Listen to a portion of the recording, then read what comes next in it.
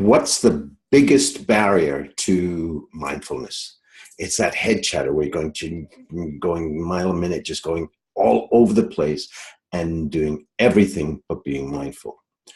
I'm Ravi Tangri, and this is the meh2yeah Nugget Show, which we take 5 minutes to give you a really powerful tool. And the tool today is a way to completely shut down that head chatter in just a few minutes or less. And where this came from is there were people who studied Buddhist monks who had been meditating for 50 years. And they found what these monks had somehow intuitively learned. They didn't do it consciously. They had learned along the way. And they broke it down so that we can do it intentionally without taking 50 years to figure it out. Okay, so let's dive right into this. You know that internal chatter, the head chatter that you have that just goes mile a minute, okay? I'm going to ask you some questions about it that are going to be a little bit strange, but just go with me and go with the first thing that comes to mind. The moment you think about it and say, is it this or is it that, you've completely stepped out of it. Just go with what's the first answer that comes to your mind, okay? So start to get that head chatter in your voice, all right? And if you could, it's going to sound really strange, but first sense, where in your head is it coming from? The top, left, middle, front, right? First sense, where is it coming? Just get that sense of where you're talking to yourself, right?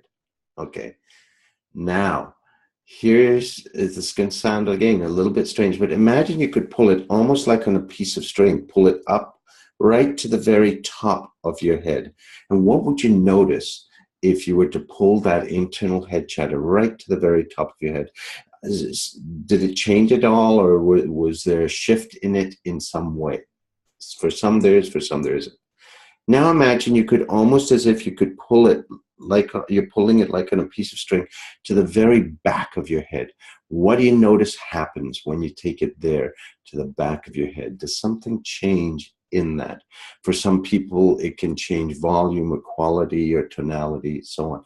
But just notice what works for you, because it may be any of those or something else entirely. Okay. Now, just imagine there's a spot right in the back of your head where your spine meets your skull. Okay. And imagine you could pull that internal chatter right in there. And there's a spot right in there where you can snuggle it right in. And what do you notice happens?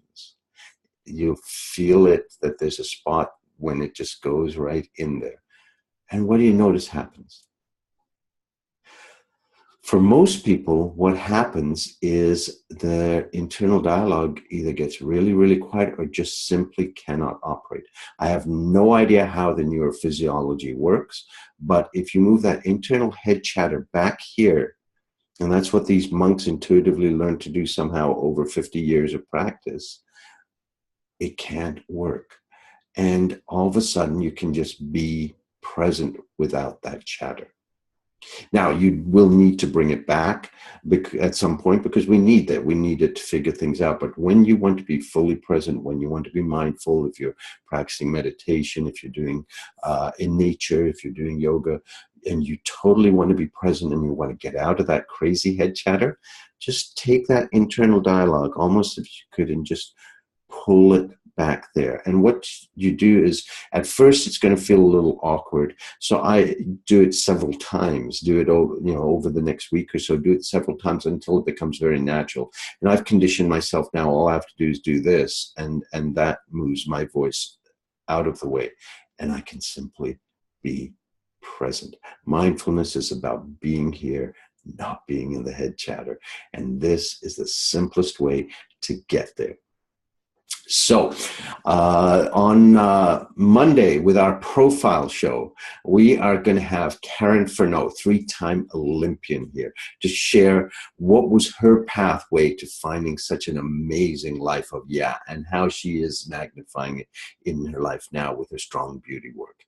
So join us at 2 p.m. Atlantic time. It's 10 a.m. Pacific time, 1 p.m.